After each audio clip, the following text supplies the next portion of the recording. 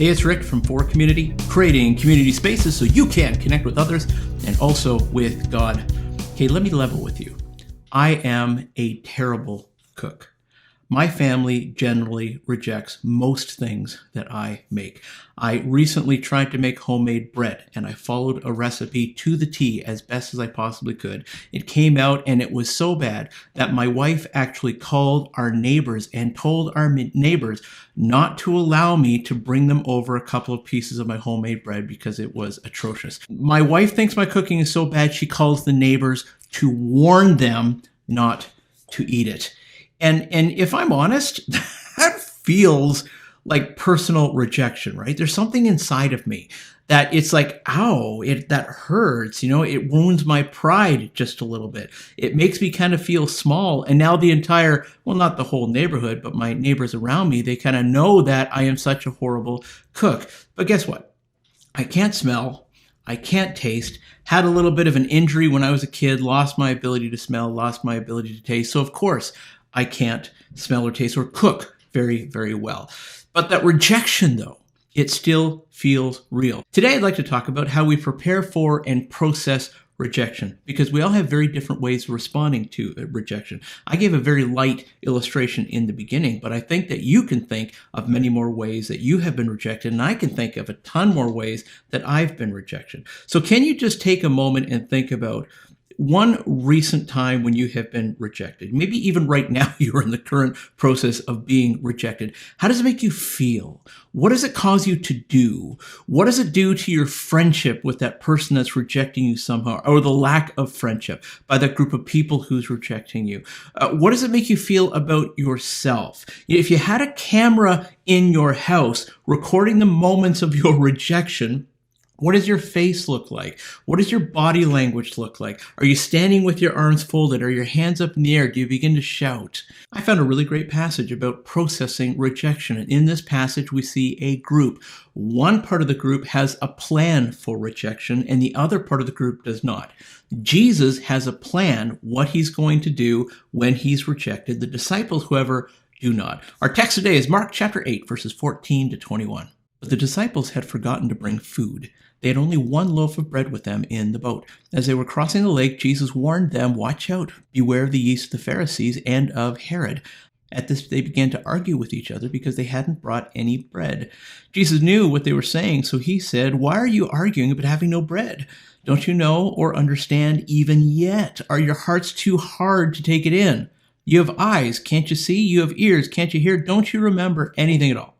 When I fed the 5,000 with 5 loaves of bread, how many baskets of leftovers did you pick up afterwards? 12, they said. When I fed the 4,000 with 7 loaves of bread, how many large baskets of leftovers did you pick up? 7, they said. Don't you understand yet? He asked them. Hey kids, remember to keep your eyes on the background for all of the characters that are hidden in there. And also please remember to watch this week's episode of Connect HQ. What do you do with rejection? What's your typical response with rejection? Doesn't matter where it's coming from. If it's coming from somebody you don't like, if it's coming from somebody you like, if it's coming from family, if it's coming from work, how do you handle rejection? Today, I have 3 affirmations that may help you process those moments of rejection so that you can get ahead of it and not react to it so badly or in a way that hurts your relationships, hurts yourself, and then leaves you with baggage to carry afterwards. Keep in mind, rejection is a common experience for us all. Since we know it's going to happen, we can have a rejection plan so we can control the experience of rejection instead of the experience of rejection taking control of us, okay? So to help us all out, I want to talk about 3 affirmations that will reform your rejection plan. Number 1, be okay with people not wanting to engage. I'm going to start with a personal illustration, and then I'm going to turn it back to you. I have a few close friends, and I'm okay with that. Like, I've got a lot of friends, I think so anyways, but they're all in the casual space. We don't go very deep. I've got a few friends that I go very deep with. I can only handle a few friends because that's all the capacity that I have right now. So even if there are people around me who may want a closer friendship with me, I'm just not able to do it. My wife needs my time. My 4 kids need my time. School needs my time. I have full-time graduate studies in psychotherapy. 4 community requires my time. The government requires a piece of my time. The community requires a piece of my time. Lots of things, people, entities, organizations all around me, they require a piece of my time. And I feel like I don't have a lot of me left. So I have a limited capacity for how many people I can have on the inside. So I keep most people at a casual friendship level because it's less of a commitment and it's easier for me to navigate in my schedule because friendship takes time and work. But let's get real. It means that I'm rejecting people, though. The people around me who may want to go deeper may feel personally rejected because I just don't have the capacity to go deeper and engage at a level that other people might want to engage at. It's not personal, it's just real. Now, here's the thing. I can't go deep, so I can't expect others to want to go deep with me. I can't engage with everyone, so I can't expect others to want to engage with me. We all need mutual respect to live our own lives the way we feel we need to live them. And that may just mean that I've run out of the capacity to engage with any more people. Now think about yourself for a moment. How many close friends can you really manage? Do you really want to be friends with everyone that you meet? Or are you able to think about a few people that you don't really want to be friends with, that you don't really want to engage, and you'd prefer to protect your space from them? If you can acknowledge that your capacity for close relationships, the number of people that you engage with is limited, you may be able to have a little bit more empathy with the people around you who are rejecting you for one reason or another. In the passage today, we see Jesus and the disciples leaving a moment where Jesus had just fed 4,000 people, and there were 7 baskets of leftover food. However, we also see that Jesus has been rejected repeatedly. Even though he's been doing all these wonderful miracles, the Pharisees continue to reject him. And repeatedly and harshly, they're going to reject this guy so much that they're going to want to nail this guy to the cross. Jesus, however, has a simple rejection plan. When he went to an area to help, and the area didn't want his help, or they expressed anger and rejection of him, he simply moved on. Now, actually, that's Jesus' normal pattern in the Gospel of Mark. While he's finding new crowds to express his version of agency in, if he found a crowd that was not receptive to him and expressed any kind of anger, then he simply left. If he found a crowd that expressed some level of receptivity, he stayed and continued to engage with him. No one is forced to follow Jesus or believe in God. We're all invited, and Jesus respects our choice and honors our request to either engage or disengage. And if by our actions we reject him, he honors that and respects that, and he gives us our space. Now, Jesus' example, I think, is awesome about what to do when you're in a scenario where you are being rejected. Not everyone is going to want to engage with you or with me. And some people express that rejection with a lot of emotions, with loud tones, with something that looks like anger. Others express with cold shoulders and unreturned texts and unreturned phone calls. It's okay. Remember that you do the same with others because you have a limited capacity for engaging with people too. Just plan for it. When you experience rejection, like Jesus experienced rejection, what do? You just move on. And then in your head, you're singing, so if that's what you're into, then go ahead, move along. Okay, just forget that. I need to edit that out. Just keep moving forward and keep on trying to engage with other people and give people their space. Here's the affirmation. I'm okay with people who do not want to engage. I am okay with people who do not want to engage because it's not about you. It's not about me. It's really about them. If they're at their limit, it's healthiest just to allow them to move along. Do you like that affirmation? Can you accept that affirmation? Leave a comment. Let me know what you think. Number 2, be okay with yourself. You are unique. You're wonderful. There are parts of us all that can use some work, but generally speaking, you're wonderful, you're unique, you are worthy of respect.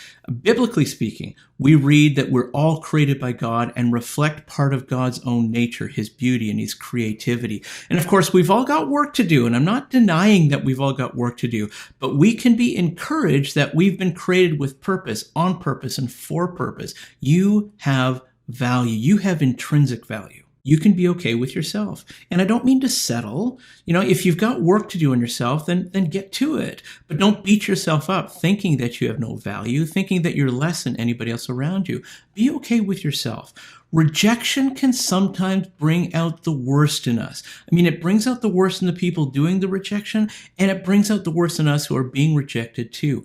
When we're rejected, we can lean into some past feelings of rejection. We can get mad, and we want to make a point that we're worthy, and no one gets to define our worth but us. So how dare you tell me that you're rejecting me and defining my worth? I'll tell you what I'm worth and what you're missing by rejecting me. And it can go on and on. Stuff like that. Lots of stuff like that can come out in those moments when we've been rejected, because when we've been rejected, sometimes it can feel like tearing a bandage off a wound that's still opened.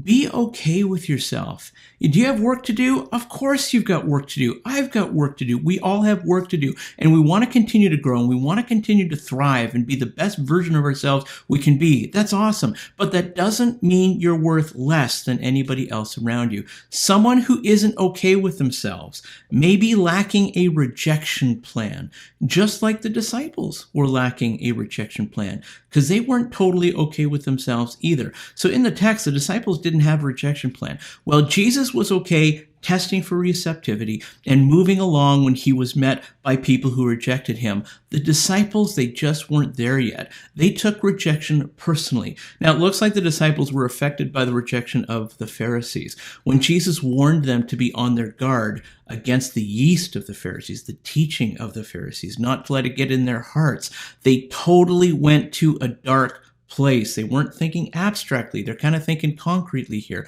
Their emotions came to the surface. Their voice was raised. They began to argue. The rejection that they had experienced in previous passages comes to the surface because they have no idea how to process the rejection.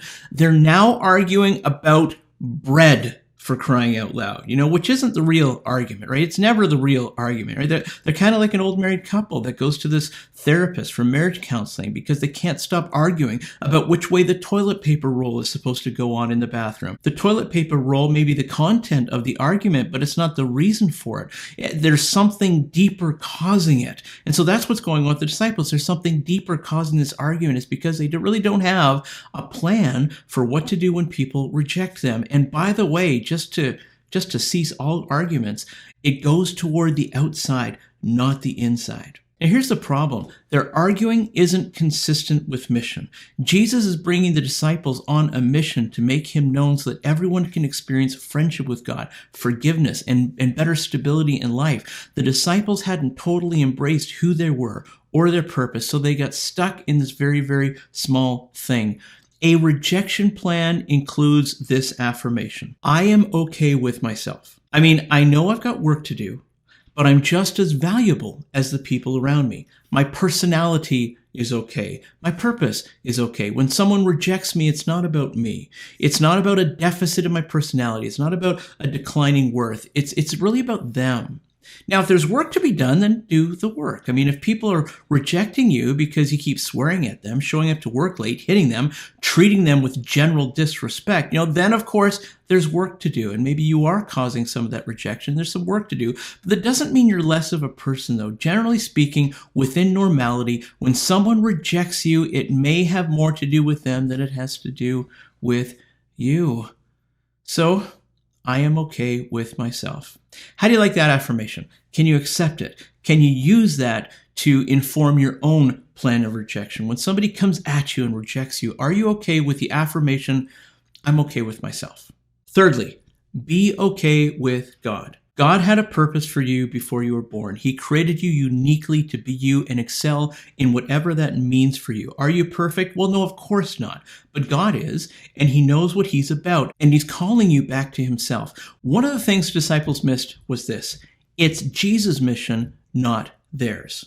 While on mission, people rejected Jesus. They're not rejecting the disciples. It's way bigger than them. People generally were saying that they didn't have the capacity to engage with God. It wasn't about the disciples at all. It was about the people's capacity for engaging with God or not. Personality theory can give us some insight as to why some of us are liked by some people and rejected by others. But at the end of the day, we really don't have a clue. What I do know is that I'm okay with God. He knows we're not perfect. He knows some of us are going to get along better than others. We're all in his plan, and he's on mission for us to know him through Jesus and extend that knowledge and experience of him into eternity. As part of your rejection plan, as part of the plan that you have for the next time somebody rejects you, can you please include this affirmation? I'm okay with God. Well, maybe you can't, okay? I'm just encouraging you. Would you at least consider this? I am okay with God. He's got something going on that I'm totally not aware of, so I'm going to trust that I'm okay with my uniqueness. Others may just have low capacity to engage with me right now, so I'm going to keep moving forward, and I'm not going to take things personally. Here's a takeaway for this video. Have your rejection plan ready by including these 3 affirmations. I am okay with people not wanting to engage because we all have limited capacity. I'm okay with myself, even though I know I've got a lot of work to do. I'm okay with God, trusting that he's got a plan to engage with me for now and for all eternity. And that engagement with God, it starts with your belief in Jesus.